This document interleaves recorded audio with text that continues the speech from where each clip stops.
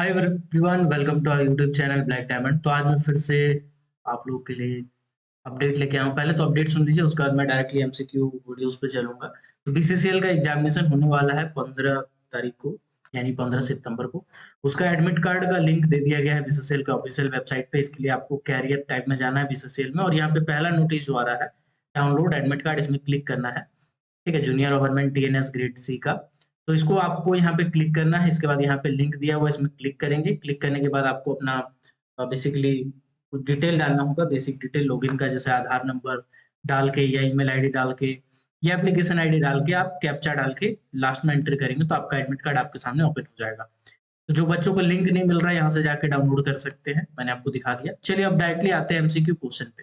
तो बीसीसीएल पे based MCQ questions को हम लोग प्रैक्टिस करेंगे और कोशिश करेंगे कि उससे रिलेटेड जितने भी पॉइंट है उनको भी कवर किया जाए साथ ही साथ। ठीक है, चलिए। तो सबसे पहले, अगर आप नए हैं हमारे चैनल पे तो चैनल को सब्सक्राइब कर दीजिएगा, बेल आइकन को प्रेस कर दीजिएगा, ताकि जब भी मैं वीडियो डालूं नोटिफिकेशन सबसे पहले आप तक पहुंचे। पहला क्वेश्चन पे आते हैं। तो फर्स्ट क्वेश्चन है, ड्यूरिंग सस्पेंशन और कैंसिलेशन ऑफ मैनेजर सर्टिफिकेट और any certificate granted by board, the inspector who conducted the inquiry shall within dash days from the date of conclusion of his inquiry send report to the board। अब ये question पढ़ के आपको बहुत critical लग रहा होगा, लेकिन ये है बहुत सिंपल। आप अगर रेगुलेशन नंबर 24 पढ़ेंगे तो 24 में सस्पेंशन के बारे में दिया हुआ है। ठीक है, कि कोई भी सर्टिफिकेट को डीजीएमएस रद्द कर सकता है सीएमआर के हिसाब से। सीएमआर में जो रेगुलेशंस है, ठीक है, उसमें ऐसा प्रोविजन है कि कभी अगर मान के चले कोई माइंस में एक्सीडेंट हो जाता है और ऐसा इंक्वायरी करने पे पाया जाता है कि उसमें जो सर्टिफिकेट होल्डर है, जैसे मान के चलिए गवर्नमेंट सर्टिफिकेट होल्डर जो व्यक्ति है उसकी गलती है, तो इसका सर्टिफिकेट को रद्द कर दिया जा सकता है। इस तरह से मैनेजर सर्टिफिकेट को या कोई भी सर्टिफिकेट जो डीजीएमएस इशू करता है, बोर्ड इशू करता है, उसको रद्द किया जा सकता है। ठीक है, तो उसको रद्द करने का क्या तरीका होगा, क्या पूरा तरीका होगा, वो मैं आपको बता देता हूँ। सबसे पहले इसमें आपको 2-3 डाटे याद करना है। सबसे पहले याद रखिएगा 15, ठीक है, फिर याद रखिएगा 30, ओके, फिर याद रखिएगा 30। अब ये 15, 30, 30 क्या है, 15 का दोगुना 30 होता है, उसके बाद ये रिपीट करेगा 15, 30, 30। अब जब भी कभी भी ऐसा पूछा है रद्द करने वाला, तो आपको 15, 30, 30, 15, 30, 30, 15, 30, 30 बोलना है। अब इसमें क्या होगा समझाते हैं आपको। सबसे पहले तो आपके ऊपर एक इंस्पेक्टर की टीम बैठेगी। इंस्पेक्टर का टीम को डीजीएमएस यानी कि जो सीआई साहब होंगे, है ना, वो भेजेंगे जांच के लिए। 15 दिन के अंदर जांच करने के 15 दिन के अंदर उनको रिपोर्ट सबमिट करना होता है। जांच करने के 15 दिन के अंदर उनको रिपोर्ट सबमिट करना होता है, पूरा तथ्यों के साथ डिटेल आपका पूरा सबमिट करना होता है 15 दिन के अंदर। तो जो जांच का रिपोर्ट है, जो इंस्पेक्टर जांच करता है, वो रिपोर्ट 15 दिन के अंदर सबमिट करना होता है। इसके बाद जो 30 दिन है, वो ये है कि मान के चले कि रिपोर्ट में ऐसा साबित हो जाता है कि आपकी गलती थी, आपकी लापरवाही के कारण व्यक्ति की जान गई, तो फिर क्या होता है, फिर आपका सर्टिफिकेट को रद्द कर दिया जाता है। और रद्द करने से पहले क्या किया जाता है, आपको अपना हक रखने का, अपना बात रखने का, अपना रिप्रेजेंटेशन रखने का समय दिया जाता है। रिप्रेजेंटेशन रखने का समय दिया जाता है, यानी कि आपको अपनी बात रखने की समय दी जाती है। तो वो है 30 दिन।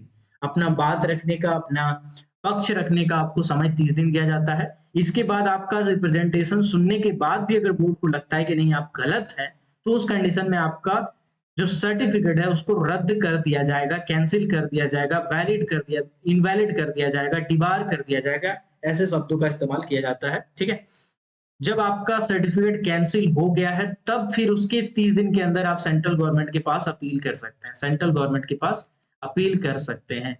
तो ये पूरा का पूरा सिस्टम था, इसी के हिसाब से काम होता है जब भी रेगुलेशन नंबर 24 किसी के अंदर फॉलो होता है। अब ये देखा जाएगा प्रैक्टिकल एक्सपीरियंस के तौर पे कि कब ऐसा जनरली होता है। देखा गया है कि जनरली जब किसी का फैटल हो जाए, जब कभी डिजास्टर हो जाए, ठीक है, ऐसे सिचुएशंस में जनरली ये नियम लागू होते हैं। या फिर कोई बड़ी दुर्घटना हो जाए जिसके कारण कंपनी का बहुत बड़ा नुकसान हो जाए, कोई कंपनी का बहुत बड़ा नुकसान हो जाए, तब ऐसा जनरली देखने को मिलता है। लेकिन ऐसा नहीं है कि डीजीएमएस बाकी चीजों में ऐसा नहीं कर सकते, बोर्ड ऑफ माइनिंग एग्जामिनेशन ऐसा कर सकती है। तो इसमें जो डाटा था वो था 15, 30, 30, यानी कि 15 दिन के अंदर क्या होता है, इंस्पेक्टर अपनी जांच की रिपोर्ट सबमिट करता है। इंस्पेक्टर क्या करता है, अपना जो जांच किया है उसका रिपोर्ट सबमिट करता है। इसके बाद 30 दिन जो है वो 30 दिन में क्या करता है, तो वो 30 दिन के अंदर जांच करने के बाद आपको हक मतलब आपको टाइम दिया जाता है, आपके पास टाइम होता है, ठीक है, टाइम टू रिप्रेजेंट योरसेल्फ। ये अपने आप को लिखित में देना पड़ता है कि भाई आपको क्यों ना निकाला जाए, आपका सर्टिफिकेट को क्यों ना रद्द किया जाए, इसका कारण बताओ। और 30 दिन के अंदर अगर आपके ऊपर एक्शन लिया गया है तो सेंट्रल गवर्नमेंट के पास आप अपील कर सकते हैं कि हमारा सर्टिफिकेट रद्द कर दिया गया है, डिबार कर दिया गया है, ब्लैक लिस्ट कर दिया गया, होल्ड कर दिया गया है, तो उसके पीछे का क्या कारण। तो ये हो गया पहला क्वेश्चन का आंसर। चलिए अब आते हैं अगले क्वेश्चन पे। तो इसका आंसर क्या हो जाएगा, यहाँ पे क्या पूछा है पहले हम उसको देखेंगे। तो बोला गया है कि सस्पेंशन अगर किया जाता है, कैंसिलेशन किया जाता है, मैनेजर या कोई भी सर्टिफिकेट जो कोर्ट के द्वारा ग्रांट किया जाता है, तो इंस्पेक्टर कंडक्ट करता है इंक्वायरी और उसको कितना दिन के अंदर जमा करता है। तो ये कितना दिन के अंदर करता है, तो मैंने बताया था 15, 30, 30, तो option number C is the correct answer, 15 day is the correct answer. चलिए अब आते हैं अगला क्वेश्चन पे। अगला क्वेश्चन है अंडरग्राउंड माइन है average monthly output 21,000 ton, managers minimum qualification shall be. बोला गया है कि एक अंडरग्राउंड माइन से उसमें उसका जो प्रोडक्शन है वो प्रोडक्शन है 21,000 टन। तो आपको अब बताना है कि बताइए मैनेजर का क्वालिफिकेशन क्या रहेगा, मैनेजर का क्वालिफिकेशन क्या रहने वाला है, ये आपको बताना है। तो इसमें बेसिकली कुछ प्रोडक्शन से रिलेटेड बातें हैं, वो मैं आपको समझा देता हूँ, ठीक है। चलिए सबसे पहले मेरे साथ दो चार लाइन को रिपीट कीजिएगा। सबसे पहले बोलिएगा मेरे साथ आओ भक्तों, मेरे साथ आओ भक्तों, ठीक है। समझिए मैं एक बाबा हूँ, मैं आपको प्रवचन दे रहा हूँ, मेरे साथ आओ भक्तों। मेरे का मतलब हो गया मैनेजर, एस से शुरू होता है सात तो इसका मतलब सेफ्टी ऑफिसर, ए से शुरू होता है आओ मतलब असिस्टेंट मैनेजर, और भी से शुरू होता है वेंटिलेशन ऑफिसर यानी वेंटिलेशन। अब जब कभी भी आप रेगुलेशन को पढ़ेंगे ना, इस लाइन को बहुत ध्यान से देखना है आपको। मेरे साथ आओ भक्तों, मेरे साथ आओ भक्तों, मेरे का मतलब मैनेजर, सात का मतलब सेफ्टी ऑफिसर, आओ का मतलब असिस्टेंट मैनेजर, और भी से भक्तों मतलब वेंटिलेशन ऑफिसर, ठीक है। पहला लेटर को पकड़ेंगे तो आपको समझ में आ जाएगा कि मैंने ऐसा क्यों लिखा है। अभी देखिएगा जब कभी भी रेगुलेशन लिखते हैं तो यहाँ 27, 28 है। 27, 28 क्या है, मैनेजर का अगर अपॉइंटमेंट पूछे ना, अगर मैनेजर का अपॉइंटमेंट पूछे तो आपको 27 बताना है कि 27 रेगुलेशन के हिसाब से मैनेजर का अपॉइंटमेंट होता है। और 28 में क्या होता है, उसका चार्ज रिपोर्ट होता है। चार्ज रिपोर्ट क्या होता है, चार्ज रिपोर्ट होता है जब मैनेजर को जाना होता है तो इनकमिंग मैनेजर और आउटगोइंग मैनेजर, इनकमिंग और आउटगोइंग, ये क्या है सर समझाता हूँ आपको। इनकमिंग का मतलब जो नया नया मैनेजर उस माइंस में आ रहा है, और आउटगोइंग का मतलब जो मैनेजर जा रहा है उस माइंस को छोड़ के। दोनों एक फॉर्म में साइन करता है, ठीक है। दोनों बेसिकली एक फॉर्म में साइन करता है जिस फॉर्म को हम लोग चार्ज रिपोर्ट कहते हैं, ठीक है, चार्ज रिपोर्ट कहते हैं। और उसको साइन करने के बाद ही कोई मैनेजर उस माइंस को छोड़ के जा सकता है और नया मैनेजर जो है वो अ, उस माइंस को ज्वाइन कर सकता है। तो इसको बोलते हैं फॉर्म 7, ओके। तो रेगुलेशन नंबर 27, 28 मैनेजर से रिलेटेड है। इसके बाद आप सीक्वेंस बढ़ा दीजिए, यहाँ पे 29 हो जाएगा, मतलब अपॉइंटमेंट ऑफ सेफ्टी ऑफिसर 29 में है। 30 हो जाएगा, असिस्टेंट मैनेजर का नियुक्ति 30 में है। वेंटिलेशन ऑफिसर का नियुक्ति आपका 31 में है, ठीक है। तो ऐसे करके आपको सीक्वेंस याद कर लेना। अब यही वाला सीक्वेंस आपका फॉलो होगा duties and responsibilities. Duties and responsibilities में सेम चीज आपका फॉलो होने वाला है। अगर आप रेगुलेशन को देखेंगे ध्यान से तो मैंने आपको क्या बताया था, फिर से एक बार बोल रहे हैं, मेरे साथ आओ भक्तों। अभी इसको फिर से आप लिखेंगे manager, S for safety officer, A for assistant manager, और V for ventilation officer. Manager का duties and responsibilities regulation number 43 में दिया हुआ है। इसके बाद अब उसको आगे बढ़ाइए, 44, ये 45 और ये 46, यही वाला सीक्वेंस दोनों जगह पे फॉलो हो रहा है, आप गौर कीजिएगा।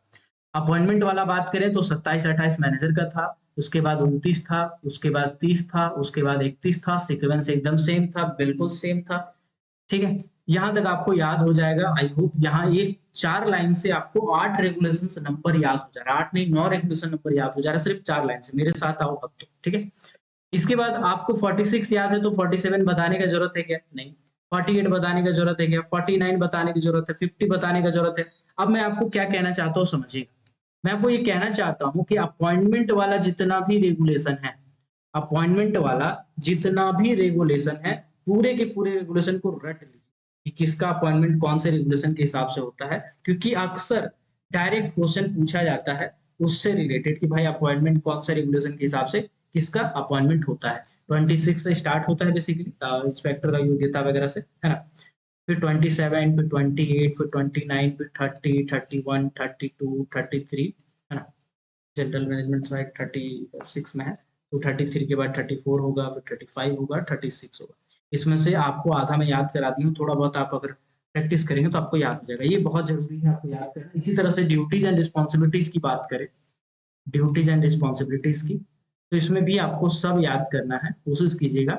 लेकिन उसमें से आपको आपको जो मेन मेन है वो मैं बता दे रहा हूँ कि ये आपको याद करना है, ठीक है। जिसमें तो आधा आपको याद हो ही गया होगा अभी तक, ठीक है। तो बेसिकली 37 से स्टार्ट है, तो 37 से आपको याद कर लेना है, लेकिन मेन मेन क्या क्या है वो मैं आपको बता दे रहा हूँ। Okay, regulation number 37, regulation number 40, ठीक है।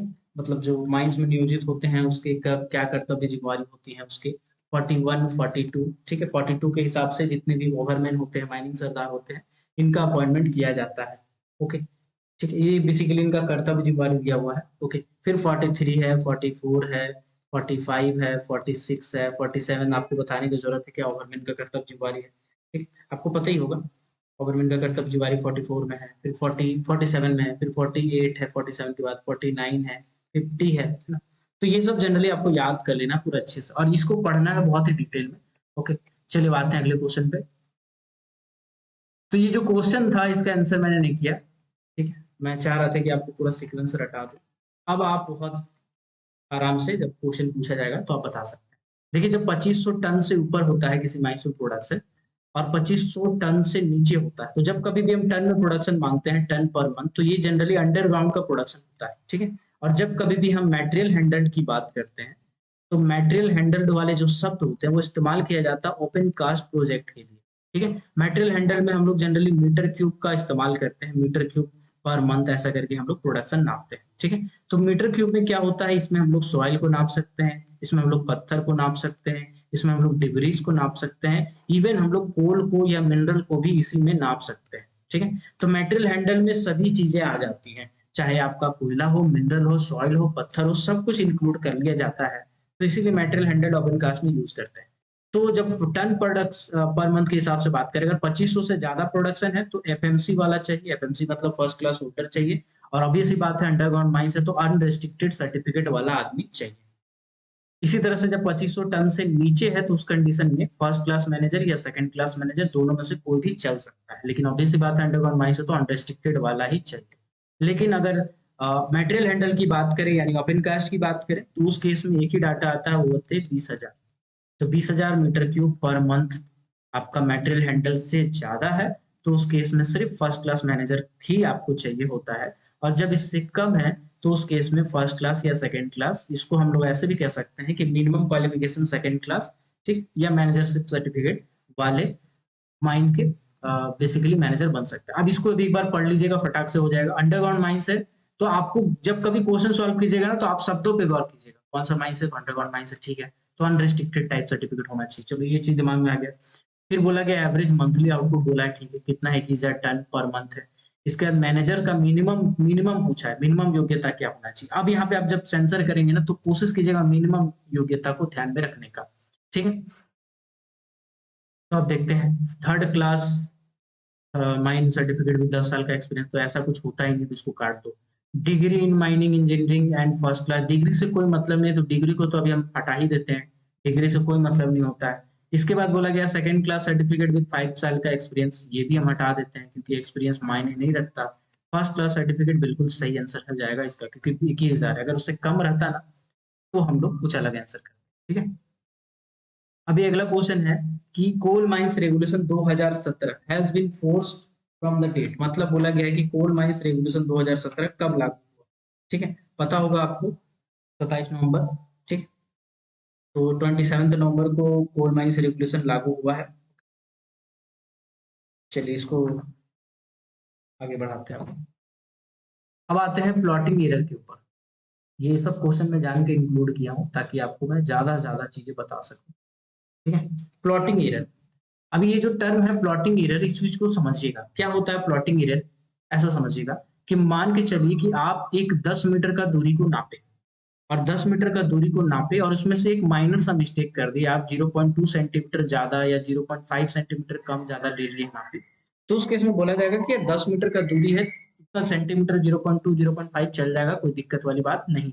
ठीक है, तो एक लिमिट होता है, प्लॉटिंग एरर का एक लिमिट होता है, वो लिमिट आपको जानना जरूरी होता है। अलग अलग स्केल पे जब आप बनाते हैं, 2000:1 स्केल पे बनाते हैं, तो कितना सेंटीमीटर तक का गलती आप कर सकते हैं प्लॉटिंग एरर में। प्लॉटिंग एरर का मतलब होता है जब प्लॉटिंग करते हैं, यानी कि जब आपका खेत है, खेत का अगर बाउंड्री नाप लिए है, नापने के बाद उसको पेपर में बनाना पड़ेगा, पेपर में आप नक्शा बनाइएगा। तो जब आप नक्शा बनाते हैं कागज में, तो उसमें आप छोटा मोटा मिस्टेक कितना दूरी तक का कर सकते हैं, वो होता है लिमिट ऑफ प्लॉटिंग एरर। ठीक है, प्लॉट करते टाइम कितना एरर आप उसमें कितना गलती कर सकते हैं। ठीक है, तो यही बोला गया है प्लॉटिंग एरर। अब उसमें दो ठो स्केल दिया गया है, इस स्केल को आपको याद रखना है। क्या है स्केल? तो सबसे पहले 2000:1, फिर बोला गया है 1000:1। तो 2000:1 मतलब कितना प्लॉटिंग एरर हो जाएगा 2000:1 में, और 1000:1 में कितना प्लॉटिंग एरर हो जाएगा। सिर्फ यही पढ़ने से काम चलेगा क्या? हमको नहीं लगता चलेगा, हम आपको फिर भी बता देंगे। ठीक है, 2000:1 का जो प्लॉटिंग एरर होता है वो होता है 50 सेंटीमीटर। 50 सेंटीमीटर हो जाएगा पहला। इसके बाद 1000:1 का जो प्लॉटिंग एरर होता है, तो चूंकि आधा हो जाता है तो यहाँ पर भी प्लॉटिंग एरर आधा हो जाता है, यानी कि 25 सेंटीमीटर, आधा आधा। ठीक है, तो ये याद रखना है आपको। ओके, तो 50-25 किसमें आंसर है? Option number be the correct answer. ठीक है, चल अब यहाँ पे कुछ चीजें मैं आपको समझा देना चाहता हूँ सर्वे से रिलेटेड, क्योंकि सर्वे सबका गुण गोबर होता है जनरली माइनिंग वालों का। तो एक बार कुछ कुछ बेसिक चीजें समझ लेते हैं, या नहीं समझते हैं तो कुछ चीजें रट लेते हैं। यार कल परसों एग्जाम है, आज आगे समझने जाएंगे तो समय लगेगा लंबा। ठीक है? देखो ऐसा होता है कि प्लॉटिंग एरिया तो मैंने बता ही दिया है। जब कभी भी हम सरफेस का सर्वे करते हैं, जब कभी भी हम सरफेस का सर्वे करते हैं, तो सरफेस सर्वे हम लोग जनरली किस टाइप से कर सकते हैं? तो सबसे पहले तो है एक ट्रायंगुलेशन मेथड। ट्रायंगुलेशन मेथड, एक तो ये तरीका हो जाता है। दूसरा होता है ट्राइवर्स बना के। दूसरा क्या होता है? ट्राइवर्स बना के। अभी ट्रायंगुलेशन क्या है? ट्रायंगुलेशन है एक बहुत बड़ा एरिया है, उसको हम छोटा छोटा छोटा छोटा बहुत सारे ट्रायंगल में डिवाइड कर दिए हैं, है ना। और ट्रायंगल में डिवाइड करके एक ट्रायंगल, दो ट्रायंगल, तीन ट्रायंगल, ऐसा सबका एरिया निकालते जाएंगे और लास्ट में जोड़ देंगे तो हमारा वो पर्टिकुलर एरिया आ जाएगा। तो उसको हम लोग बोलते हैं ट्रायंगुलेशन विधि। ओके, ट्रायंगुलेशन मेथड उसको हम लोग कहते हैं। ओके, यहाँ तक क्लियर हो गया। तो जब कभी भी आप ट्रायंगुलेशन करते हैं तो आपसे ये नहीं पूछेगा, ठीक है, आपको बोला जाएगा कि जो पोजीशन होता है, position of station of triangulation, initial and verification origin, ऐसा करके कुछ पूछा जाएगा, तो आपको लिखना है 1:5000। ठीक है, लीनियर हॉरिजॉन्टल डिस्टेंस का। समझ में आया? नहीं आया तो समझिए ऐसा कुल मिला करके कि जब कभी भी सरफेस सर्वे में ट्रायंगुलेशन का हमसे इनिशियल, ऐसा कोई शब्द रहेगा इनिशियल और वेरिफिकेशन पॉइंट, समझा देता हूँ, डोंट वरी, घबराना नहीं है, बहुत आसान है। ठीक है, इसका पूछे जाएगा स्टेशन का पोजीशन। स्टेशन का पोजीशन, देखिए ट्रायंगुलेशन जब आप करते हैं तो आपको सबसे पहले पहला एक कहीं तो होगा जहाँ पे रॉड गाड़ के आप अपना नापना शुरू करेंगे। तो जहां पहला रॉड गाड़ा है उसको क्या बोलेंगे? Initial position. क्या बोलेंगे? इनिशियल पोजीशन, या उसको इनिशियल स्टेशन भी कहेंगे। और जहां पे वेरिफिकेशन के लिए डाले, मतलब ऐसा है ट्रायंगुलेशन बना रहे थे, अब बीच में आपको डाउट हो रहा है तो आप क्या कर रहे हैं, आप वेरिफिकेशन के लिए कहीं पे रॉड गाड़ के फिर से जांच करें तो उसको वेरिफिकेशन पॉइंट बोले। ठीक है, तो जब इसमें कभी पूछे जाएगा कि पोजीशन बताओ इनिशियल और वेरिफिकेशन पॉइंट का, तो आपको बताना है 1/5000 जो लीनियर हॉरिजॉन्टल डिस्टेंस होगा। लीनियर हॉरिजॉन्टल का मतलब, लीनियर का मतलब होता है सीधा, और हॉरिजॉन्टल का मतलब आपको पता है हॉरिजॉन्टल। ठीक है, कोई भी लोकल पॉइंट से, तो इसी को हम लोग बोलते हैं 1/5000। समझ में आया? बहुत बढ़िया, नहीं तो रट लीजिए, नहीं तो रट लीजिए, अभी आपके पास समय नहीं है कि मैं बहुत डिटेल में घुस के आपको समझाऊं। ठीक है, एक तो हो गया सरफेस सर्वे में ट्रायंगुलेशन। दूसरा होता है ट्राइवर्स। दूसरा क्या होता है? ट्राइवर्स। ट्राइवर्स क्या होता है? देखिए ये सब बहुत सारा पॉइंट है, अब इस पॉइंट को हम क्या किए? मिला दिए। ठीक है, मिलाने के बाद ये ओपन है तो इसको हम क्या बोलेंगे? इसको ट्राइवर्स। अब ट्राइवर्स जब कभी बनते हैं, बहुत सारे एंगल बनते हैं। देखिए यहाँ पे एक एंगल बना, अल्फा बोल दे रहे हैं इसको, इसको बीटा बोल दे रहे हैं, इसको गामा बोल दे रहे हैं। ठीक है, तो ये सब क्या बन रहे हैं? एंगल बन रहे हैं। तो जब कभी भी एंगल बनते हैं तो एंगल बनाने में हम बहुत मिस्टेक करते हैं, प्लॉटिंग जब करते हैं तो बहुत मिस्टेक करते हैं। तो इसमें पूछा जाता है अक्सर कि टोटल एंगुलर एरर क्या होता है। टोटल एंगुलर एरर क्या होता है, ये पूछा जाता है। या फिर पूछा जाएगा कि एरर ऑफ क्लोजर क्या होता है। एरर ऑफ क्लोजर, क्लोजर का मतलब जब कभी टेम्पलेशन को इस टाइप से बंद कर रहे हैं तो फिर कितना गलती हो सकता है ये आप बताइए। तो जब कभी भी हम ये बोलेंगे कि जो हम ट्राइवर्स बना रहे हैं, ठीक है, और वो अगर हम सरफेस के लिए बना रहे हैं, सरफेस के लिए बना रहे हैं, तो उस केस में टोटल एंगुलर इरर जो हो जाएगा वो हो जाएगा 30/n सेकेंड, 30/n सेकेंड। अब ये 30/n क्या है? 30 हो जाएगा आपका डाटा है, n क्या है? n नंबर ऑफ स्टेशन है, n क्या है? n number of station. अब 30/n सेकेंड, ठीक है। अब आपसे कैसा क्वेश्चन पूछ सकता है, मैं आपको सिंपल बता रहा हूँ। पूछेगा कि आप एक ट्रैवर्स बना रहे हैं, ठीक है, क्या होता है, कैसे बनता है, भूल जाइए। आपसे नहीं पूछेगा कैसे बनता है, आपसे पूछेगा कि आप एक ट्रैवर्स बना रहे हैं, उस ट्रैवर्स में नंबर ऑफ इंस्ट्रूमेंट जो इस्तेमाल कर रहे हैं वो कर रहे हैं 4। तो बताइए टोटल एंगुलर इरर कितना होगा? आपको सिंपल सा एक तो फॉर्मूला रखना है, 30/n, n मतलब नंबर ऑफ इंस्ट्रूमेंट। अब यहाँ पे लिखिएगा 30, अब आई में लिखिएगा 4, जो वैल्यू आ जाएगा वही आपका हो जाएगा टोटल एंगुलेशन इरर, है ना। चलिए, यहां तक आपका क्लियर हो गया होगा। इसके बाद एक आता है error of closure, error of closure. ये ट्राइवर्स के केस में है, और ट्राइवर जो है वो सरफेस में बना हुआ है, ठीक है। समझ में आ रहा है? बहुत अच्छी बात है, नहीं आ रहा रट लो, कोई उपाय नहीं। 1/3000 इसका रेशियो होता है। मिरर ऑफ क्लोजर जो होता है ना, इसका रेशियो होता है 1/3000। ये जनरली हॉरिजॉन्टल लेंथ का होता है, ठीक है। समझ में आ रहा, बहुत अच्छी बात है, तो रट लीजिए, 2-4 लाइन आपको रटना है, इससे आपका एग्जाम में क्वेश्चन आ सकता है। अब इसके बाद होता है अंडरग्राउंड सर्वे। एक तो हो गया सर्वे आप सरफेस पे किए, है ना, घर का नक्शा बनाने के लिए, खेत बाड़ी का नक्शा बनाने के लिए, सिविल कंस्ट्रक्शन करने के लिए। अब अंडरग्राउंड सर्वे होता है जो कि माइनिंग के पर्पज से किया जाता है। अब अंडरग्राउंड सर्वे कैसा होता है? बहुत सारा पॉइंट है, उस पॉइंट को हम मिला के अगर हम क्लोज कर दिए तो इसको हम क्या बोलेंगे? इसको बोलेंगे क्लोज्ड ट्राइवर्स। इसको क्या बोलेंगे? क्लोज्ड टाइप ट्राइवर्स, ठीक है। और एक है कि अगर हम खुला छोड़ दिए तो उसको ओपन ट्राइवर्स बोल देंगे, है ना। चलिए, अब 2-4 पॉइंट हम आपको लिखवा देते हैं, समझिएगा। अगर कभी आपसे पूछेगा कि जो ड्राइवर्स है, जैसे एक समझाते हैं आपको, इसमें देखिएगा 1 2 3 4 5 6। अब ये देखिएगा इसमें 6 साइड है, तो क्या ये हेक्सागोनल है? हेक्सागोनल कब हो सकता है? जब 6 का 6 साइड इक्वल होता है, ठीक है। यहाँ पे उबड़ खाबड़ जैसे तैसे बना हुआ, तो इसको हम क्या बोलेंगे? इसको बोलेंगे पॉलीगॉन। क्या बोलेंगे? पॉलीगॉन बोलेंगे। तो जब कभी भी कोई ट्राइवर्स पॉलीगोनली क्लोज्ड होता है, पॉलीगोनली क्लोज्ड होता है, तो उस केस में हम क्या करते हैं? उस केस में जो हम टोटल एंगुलर इरर निकालते हैं, टोटल एंगुलर इरर निकालते हैं, वो आपका कितना आता है? 20+x/n seconds. एंगुलर इरर हमेशा सेकेंड में निकलता है, 20+x/n सेकेंड ये आपका आता है, ठीक है। x आपका बेसिकली डिस्टेंस होता है और n आपका नंबर ऑफ इंस्ट्रूमेंट होता है। तो ये आप रट लेंगे तो आपका काम हो जाएगा, टोटल एंगुलर इरर। और एक होता है इरर ऑफ क्लोजर, ये सब पूछता है, ठीक है। ये होता है आपका 1/2500, ठीक है। जैसे सरफेस में 1/5000 था, यहाँ पे 1/2500 होता है। इसको रट लेंगे, लिख लेंगे, आपका काम हो जाएगा। चलिए अब आते हैं डायरेक्टली क्वेश्चन के ऊपर, ठीक है।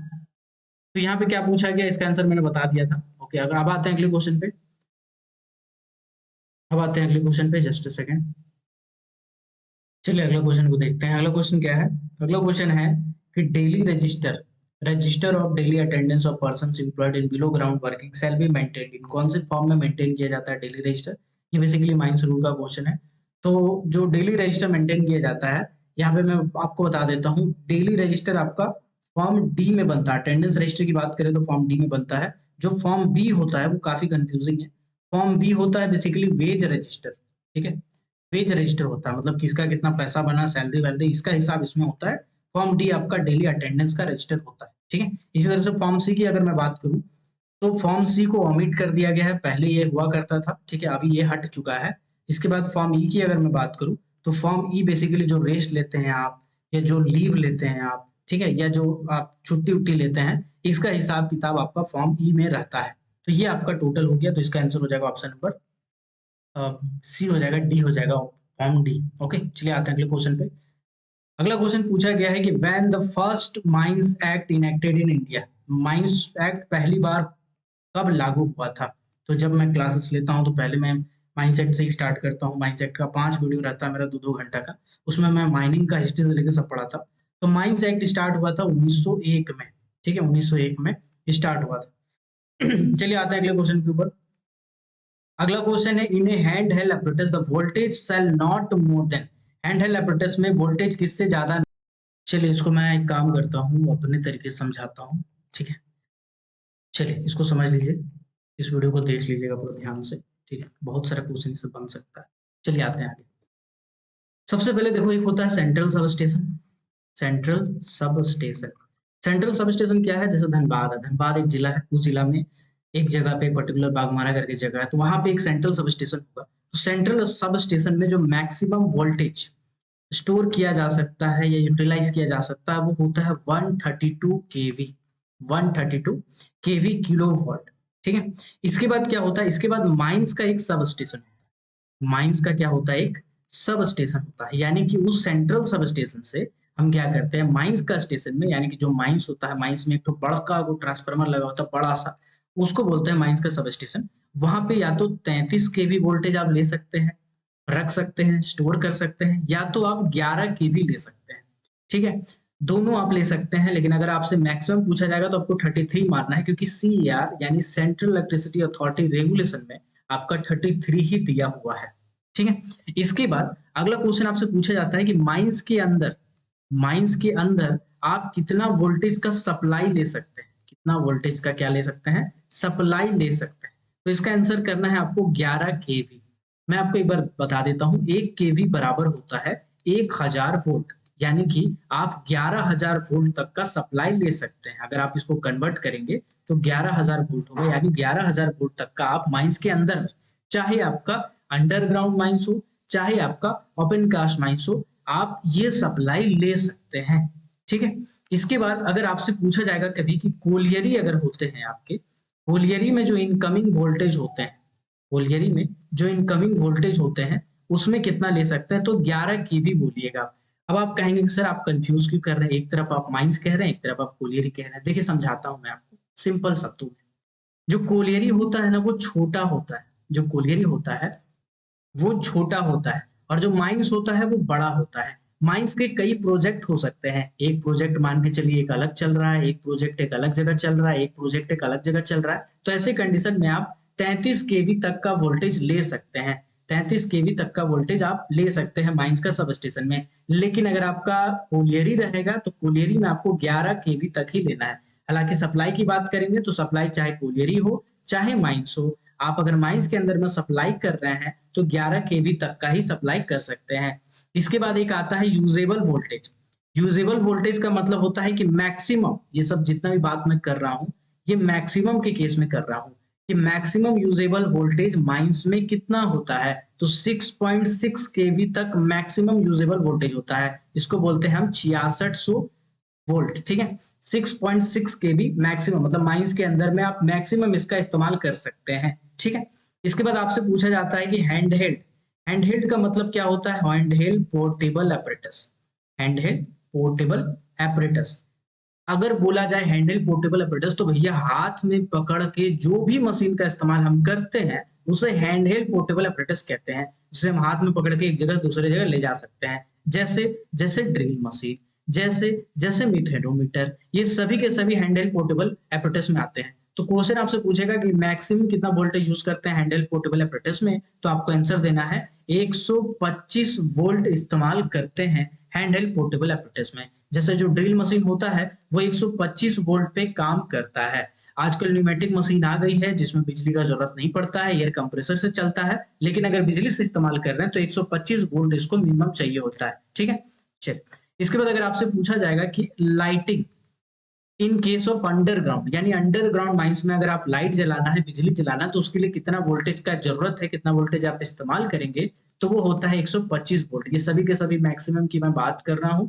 यही वाला अगर आपसे पूछेगा लाइटिंग मैक्सिमम कितना कर सकते हैं ओपन कास्ट में, तो आपको कहना है 250 वोल्ट का इस्तेमाल आप मैक्सिमम कर सकते हैं ओपन कास्ट माइंस में, ठीक है। अगर आपसे पूछा जाएगा कि पोर्टेबल जो हैंडलैम्प्स होते हैं, पोर्टेबल हैंडलैम्प मतलब हाथ में जो टॉर्च वगैरह या कुछ लेके आप चलते हैं, उसमें मैक्सिमम कितना यूज कर सकते हैं, तो अंडरग्राउंड माइंस के केस में 30 वोल्ट तक मैक्सिमम आप पोर्टेबल हैंडलैम्प्स में यूज कर सकते हैं। इसके बाद एक टर्म होता है remote control and interlock, remote control and interlocking circuit, remote control और इंटरलॉकिंग सर्किट मैक्सिमम कितना वोल्ट में ऑपरेट होता है? तो इसका आंसर देना है 30 वोल्ट में ऑपरेट होता है remote control and interlocking circuit. जितने भी रिमोट कंट्रोल होते हैं लॉन्ग वाल माइनर से लेकर के आपका कंटिन्यूस माइनर तक, उसमें बहुत सारे रिमोट लगे होते हैं और इंटरलॉकिंग सर्किट होते हैं, वो 30 वोल्ट में ऑपरेट करते हैं।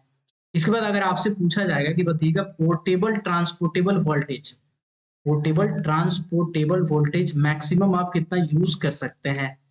तो पोर्टेबल ट्रांसपोर्टेबल वोल्टेज 650 वोल्ट तक आप मैक्सिमम यूज कर सकते हैं। मतलब जैसे एसडीएल एलएसडी वगैरह होते हैं तो उसमें आप कितना वोल्टेज यूज कर सकते हैं। ट्रांसपोर्टेबल का मतलब होता है जिसमें बैठ के आप खुद उसको ड्राइव करते हैं, उसको ट्रांसपोर्टेबल कहते हैं, ठीक है। तो ये आप कितना यूज कर सकते हैं? 650 यूज कर सकते हैं। अगर आपसे कभी पूछेगा कि सिग्नलिंग में जो सिग्नल देने के लिए इस्तेमाल करते हैं उसमें कितना वोल्टेज यूज कर सकते हैं, तो 30 वोल्ट यूज कर सकते हैं। अगर आपसे कभी पूछेगा अर्थिंग का प्रोविजन अगर आपसे पूछेगा तो आप कहेंगे कि not more then just second, sorry, not नहीं होगा, more than 30 volt. More than 30 volt हम लोग अर्थिंग में इस्तेमाल करते हैं, यानी अर्थिंग में जो बिजली इस्तेमाल करते हैं वो मोर देन 30 वोल्ट होना चाहिए, 30 वोल्ट से ज्यादा होना चाहिए।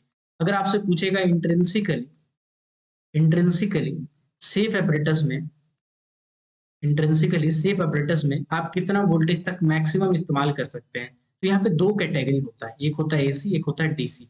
अब देखिए ए पहले आता है कि डी पहले आता है, तो बिल्कुल ए पहले आता है। तो ए वाला में आपका वोल्टेज क्या होगा? ए वाला में कम होगा, पहले छोटा रहेगा फिर बड़ा रहेगा, यानी कि 24। तो अगर आपसे कभी पूछा जाएगा कि एसी कितना यूज करते हैं तो 15 वोल्ट, और डीसी कितना यूज करते हैं तो 24 वोल्ट। तो 15 वोल्ट का एसी और 24 वोल्ट का डीसी, ठीक है।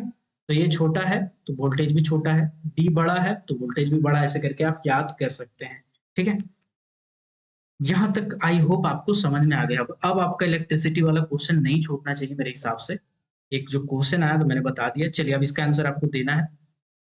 जस्ट अ सेकंड, कहाँ गया? हाँ, हैंडहेल्ड पोर्टेबल एप्रेटस में मैक्सिमम कितना वोल्टेज यूज कर सकते हैं, इसका आपको आंसर देना है कमेंट करके, क्योंकि मैंने आपको डिटेल में बताया। अब आपका ध्यान है कि नहीं है ये आप कमेंट करके इसका आंसर देंगे। चलिए बढ़ते हैं अगले क्वेश्चन पे।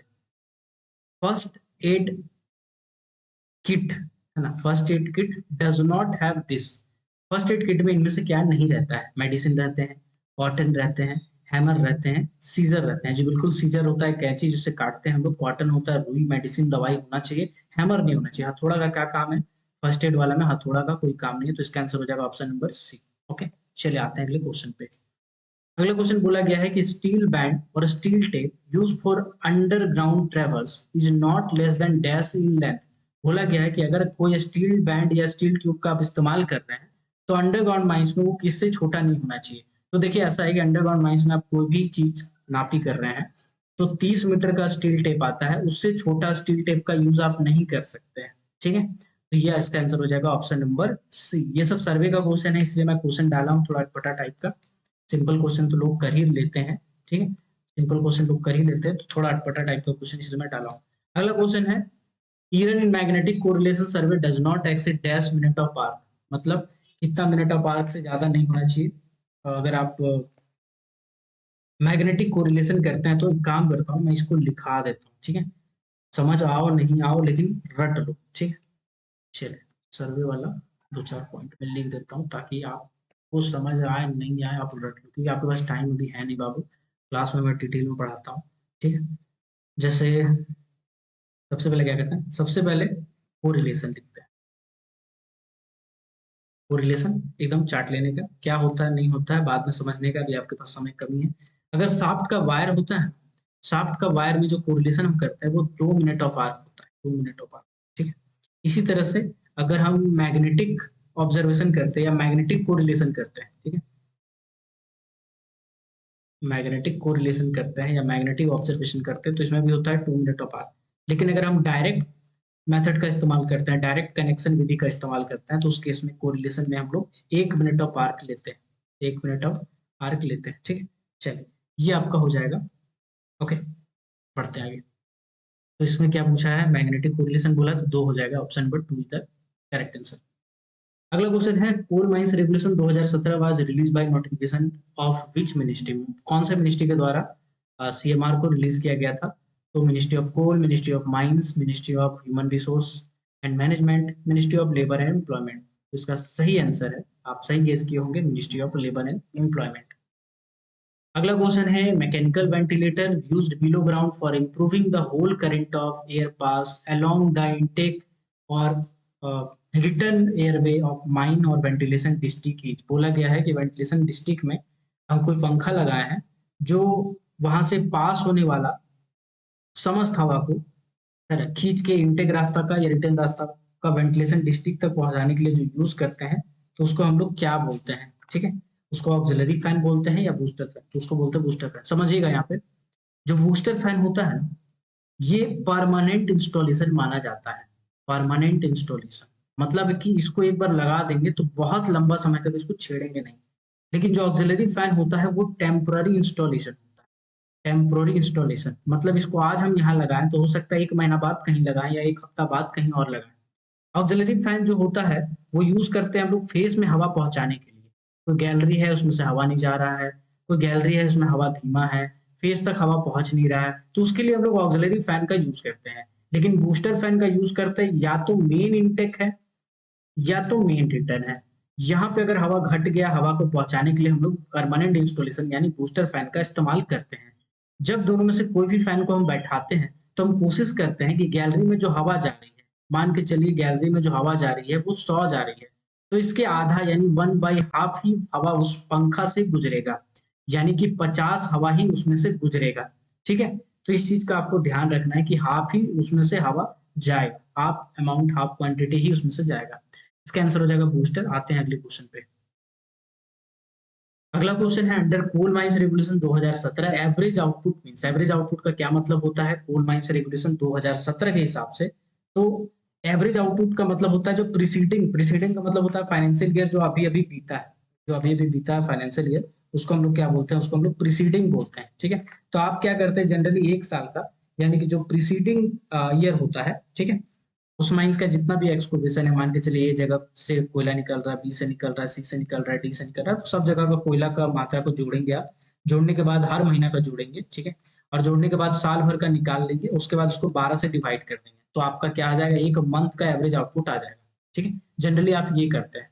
लेकिन यही वाला अगर मटेरियल हैंडल पूछा जाए ना आपसे, अगर आपसे मटेरियल हैंडल पूछा जाए तो उस केस में आप क्या करते हैं? आप 3 साल का निकालते हैं। इसको मैं क्लियर कर देता हूँ, कंफ्यूज करेगा कभी कभी आपको। ठीक है, समझिएगा। एवरेज आउटपुट ये क्या होता है? एवरेज आउटपुट ये महीने का हम निकालते हैं और ये जनरली अंडरग्राउंड माइंस के लिए निकालते हैं। ठीक, लेकिन ऐसा नहीं कि ओपन कास्ट के लिए निकल नहीं सकता, बट जनरली हम लोग अंडरग्राउंड में इसका ज्यादा क्रेज है। इसमें हम क्या करते हैं? इसमें से जितना भी जगह पे एक्सकवेशन चल रहा है, बी सी डी अलग अलग प्लेसेस में, ये सभी प्लेसेस में कितना कोयला निकला, कितना साल भर में, उसको जोड़ते हैं और जोड़ने के बाद हम 12 से डिवाइड कर देते हैं, तो हमारा मंथली एवरेज आउटपुट निकल जाता है। ठीक है, इसके बाद एक होता है material handled, average material handled. तो एवरेज मटेरियल हैंडल्ड हम क्या करते हैं? जैसे मान के चलिए कि अभी 2024 चल रहा है, तो हम क्या करेंगे? इसके प्रीवियस ईयर यानी कि 2023-24, 2022-23 और 2021-22, ये 3 फाइनेंशियल ईयर का हम क्या करेंगे? डाटा निकालेंगे कि साल भर में कितना प्रोडक्शन हुआ, साल भर में कितना प्रोडक्शन हुआ, साल भर में कितना प्रोडक्शन हुआ, प्लस कितना ओबी हैंडल किए, कितना ओबी हैंडल किए, कितना ओबी हैंडल किए। इसको हम बोलते हैं मटेरियल हैंडल, मटेरियल हैंडल। ठीक है, अब हम तीनों साल का क्या करेंगे? जोड़ देंगे। तो जोड़ देंगे तो मान के चलिए आ गया आपका 3,36,000 कुछ मीटर क्यूब। ठीक है, अब हम क्या करेंगे? अब इसका 3 साल का निकाल दिए हम तो 3 साल का निकाल दिए। 3 साल में कितने महीने होते हैं? 12 12 12 यानी कि 36। तो आप क्या करेंगे? इसको 36 से डिवाइड दे देंगे। तो जब आप 36 से इसको डिवाइड दे देंगे तो आपका जो आंसर आ जाएगा वही आपका मंथली एवरेज आउटपुट आ जाएगा मीटर क्यूब पर मंथ में। तो ऐसा करके हम एवरेज मटेरियल हैंडल्ड निकालते हैं। तो जब कुल मिलाकर के बात करें तो मटेरियल हैंडल जब भी हम निकालेंगे तो प्रीसीडिंग 3 ईयर का डाटा को कंसीडर करेंगे, लेकिन अगर एवरेज आउटपुट हम निकालेंगे तो सिर्फ उसी ईयर का यानी कि प्रीसीडिंग ईयर का ही डाटा हम कंसीडर करेंगे। इस चीज को बहुत ही ध्यान से देखना है, ध्यान रखना है हो सकता है कि घुमा फिरा के न्यूमेरिकल दे दे, अगर आपका कॉन्सेप्ट क्लियर है तो कुछ भी दे दे आप आराम से बना लोगे। अगला क्वेश्चन है minimum age for a person to be appoint as a competent person shall not be less than, मतलब कि कॉम्पिटेंट पर्सन बनने के लिए कम से कम कितना एज होना चाहिए। तो डीजीएमएस का कोई भी एग्जाम में बैठने के लिए कॉम्पिटेंट पर्सन बनने के लिए 20 साल होना चाहिए। माइंस में एम्प्लॉयड होने के लिए 18 साल होना चाहिए। अगर आपको मैनेजर बनना है तो 23 साल होना चाहिए, लेकिन मैनेजर का परीक्षा में बैठने के लिए 20 साल चाहिए। ध्यान दीजिएगा, अगर आप मैनेजर का एग्जाम में बैठना चाहते हैं तो आपका 20 साल है, यानी डीजीएमएस का एग्जाम में बैठने का आपका जो टाइमिंग होता है वो 20 साल होता है। लेकिन मैनेजर के रूप में अगर आप चार्ज लेना चाहते हैं तो आपका 23 साल एज होता है मिनिमम। ठीक है, इसके बाद आपका 16 साल होना चाहिए अगर आप अप्रेंटिस करना चाहते हैं किसी भी माइंस में। ठीक है, अप्रेंटिस आप 16 साल से कम उम्र में नहीं कर सकते हैं। 18 साल में नौकरी, 20 साल में कॉम्पिटेंट पर्सन, 30 साल में मैनेजर। ठीक है, इसके बाद जनरल एज ऑफ रिटायरमेंट 60 होता है और उसको 65 से 70 ईयर तक एक्सटेंड कर दिया गया है। ठीक है, चलिए ध्यान रहेगा उसका। 65 से 70 बोला कोई, रुक जाओ एक मिनट। 16 साल में ट्रेनिंग कर सकते हैं या अप्रेंटिस कर सकते हैं। ठीक है, 18 साल में नौकरी कर सकते हैं, यानी नौकरी करने के लिए माइंस में 18 साल होना चाहिए। 20 साल में आप क्या कर सकते हैं, आप कॉम्पिटेंट पर्सन बन सकते हैं या डीजीएमएस का कोई परीक्षा में बैठ सकते हैं। डीजीएमएस का बोर्ड ऑफ माइनिंग एग्जामिनेशन बोलते हैं, उसके एग्जाम में बैठने के लिए 20 साल कम से कम चाहिए।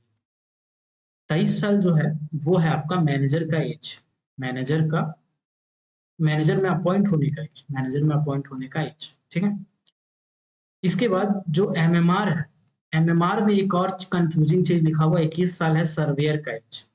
और ये जो एमएमआर वाला 21 साल होता है ना, ये लोग सीएमआर में समझ लेते हैं, तो ये गलती ना करें। सीएमआर अगर आप पढ़ रहे हैं तो भूल जाए, सर्वेयर का एज पूछा जाएगा तो आपको 20 साल ही बताना। ठीक है, एमएमआर में एक अलग से प्रोविजन है जिसमें इंजीनियर का और सर्वेयर का 21 साल एज है। ठीक है, बोल जाते हैं उसको। अगर आपसे पूछा जाएगा जनरल एज ऑफ रिटायरमेंट तो आपको कहना है 60 ईयर, लेकिन कोल माइंस रेगुलेशन में इसको 60 टू 70 ईयर कह देता है, एक्सटेंड कर देता है। क्यों? जब आपका 60 साल हो गया, कोई कंपिटेंट पर्सन है, ऑफिशियल है, मैनेजर है, अगर उसको एक साल, अगर वो मेडिकली फिट है तो अपना सर्विस को एक साल तक आगे बढ़ा सकता है। ऐसा कर करके एक साल बढ़ा बढ़ा के मैक्सिमम वो 70 साल तक ड्यूटी कर सकता है। यानी कि अगर मैक्सिमम एज ऑफ रिटायरमेंट कहेंगे तो वो 70 साल होगा। बट अगर जनरल एज ऑफ रिटायरमेंट कहेंगे तो सेंट्रल गवर्नमेंट के हिसाब से वो 60 ईयर होगा। ये सब में आपका क्लियरिटी आ गया है। आई होप ये छोटा सा वीडियो आपके लिए काम का होगा। छोटा सा वीडियो तो नहीं होगा, ओ भाई साहब 40 मिनट। चलिए कोई नहीं, मैं घुस जाता हूँ तो घुस जाता हूँ, यही मेरा खराबी है। खैर कोई नहीं, जितना भी क्वेश्चन मैं कराया हूँ मैं कोशिश की हूँ कि हर क्वेश्चन से 4-5 पॉइंट एक्स्ट्रा आपको मिले। और मैं एमसीक्यू वीडियोस और लाऊंगा। बीसीसीएल का एग्जाम तक मैं लगातार अभी एमसीक्यू वीडियो बना रहा हूँ। अगर आप क्लासेस ज्वाइन करना चाहते हैं तो आप उसमें आपको एमसीक्यू वाले क्वेश्चंस भी मिलेंगे। ठीक है, और पूरा का पूरा एक बार में स्टडी मटेरियल रिकॉर्डेड फॉर्म में मिल जाएगा ताकि आपको टाइम बर्बाद ना हो। ये आपका डीजीएमएस एग्जाम में भी सेम मदद करेगा, ऑल इंडिया का एग्जाम में भी सेम टू सेम मदद करेगा। चाहे आप माइनिंग सरदार में हो, गवर्नमेंट में बैठना चाहते हो, सेकंड क्लास फोन में बैठना चाहते हो। अगर ऑनलाइन क्लासेस आप करना चाहते हैं तो मेरे व्हाट्सएप नंबर 6200670155 पे मैसेज कीजिएगा, मैं आपको बाकी के डिटेल वहां बता दूंगा। तो मिलते हैं किसी और वीडियो में किसी और टॉपिक के साथ। तब तक के लिए keep watching, keep supporting, till then जय हिंद।